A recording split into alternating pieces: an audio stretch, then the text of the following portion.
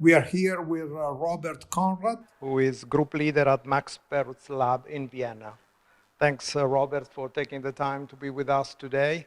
Robert, you gave us a fascinating talk about the role of genomic medicine and computational techniques. But first of all, I would like to ask you, this is a very different congress from what you are used, right? So what's your feeling about being with us today? Indeed, very well said. This is a very unusual conference for me, both in terms of the format. So I've never been on a stage with a light show, music accompanying. The audience, of course, is very different. Of course, the topic. I mean, for me, it's fascinating to see this other side of the medal because we are working very down to the molecule, so to speak. And then it's nice to see then the other side where these things eventually will turn out. Yeah. We are used to talk about big data, and one concept that you convey to the audience is the importance of moving from data to knowledge. What is your view on that? Because I mean, when we speak about knowledge, we have to think about that knowledge comes in different flavors. So knowledge can help you to orient yourself. It's then a guidance to act. And it also is a tool then to make prognosis, forecasts, and then do follow-up experiments. And so that has to be taken into account when we speak about knowledge. Right. And in my opinion, data by itself is not of that kind. So there has to be a conversion of this data into the knowledge. And what I think and what I try to convey in the presentation to the audience is that we develop new concepts which we then use to analyze and then interpret the data to hopefully turn these then into knowledge which is useful and meaningful. But definitely you mentioned to us, you know that we like catchy words. And you introduced to us to a very catchy word, which is abstractometer. Yeah, but I have to give credit to Christoph Niemann. Yeah. This beautiful and fabulous illustrator, very often for the New Yorker, and he used this beautiful graphical sketch to explain, which is along the line of my thinking as well, that you can have very abstract concepts, and then you have very detailed information, data, let's say. But then you have to balance these two extremes of this spectrum in a proper way in order to come up with something which is then perceivable by someone else, and in his case, in Christoph Niemann's case, which has a meaning. Yeah. So yeah, go ahead. No, but it's entirely Christoph Niemann. It's copyright, absolutely. Exactly. So you said that we now have the possibility, the opportunity to look at disease in a very different way from what we are used. How can you explain that to a broader audience, not of clinicians or researchers, but stakeholders who are in the healthcare field? Again, I mean, we can take a lead from Christoph Niemann with this balance between abstract and too detailed, because it outlines a shortcoming of our, let's say, modern type of thinking, which in my opinion is too one-dimensional.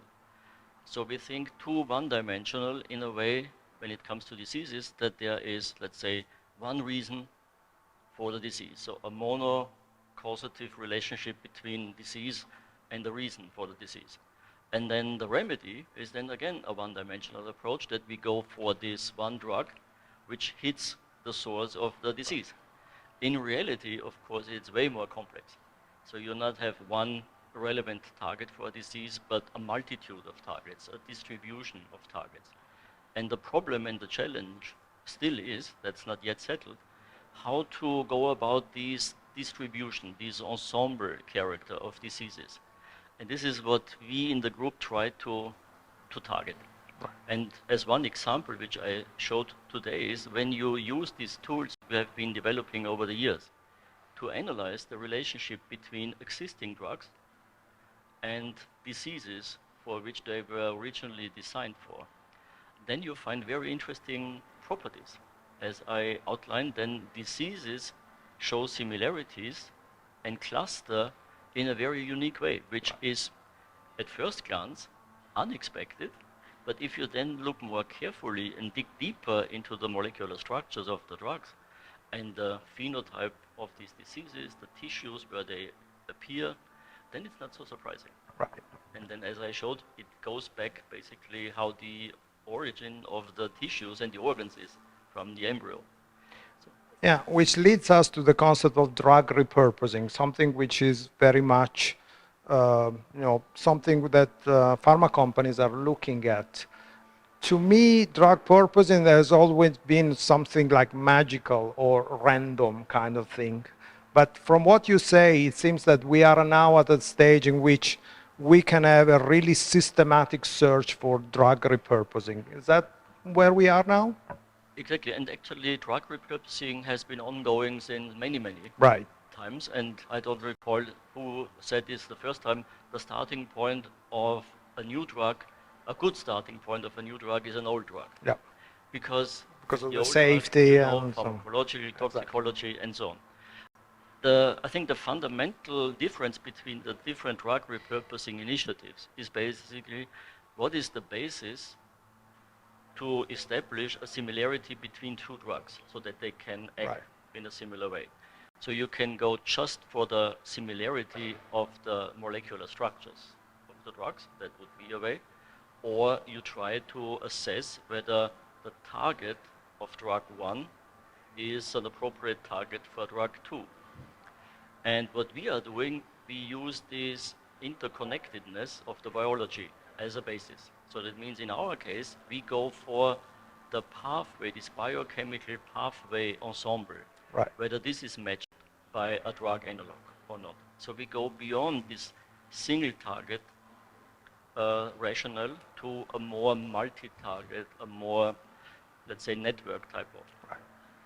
Final question, Robert. You made a fascinating analogy between what Google is doing with word, with semantic context and so on, and what we can do with pathway and disease. Can you explain to our audience what it is all about and why this analogy could work? Because, as an example, I think even the general public knows what a gene is, and then there are these nucleobases, and then you have all these beautiful 4 letters. And in the simplest way, that's considered to be just a linear string.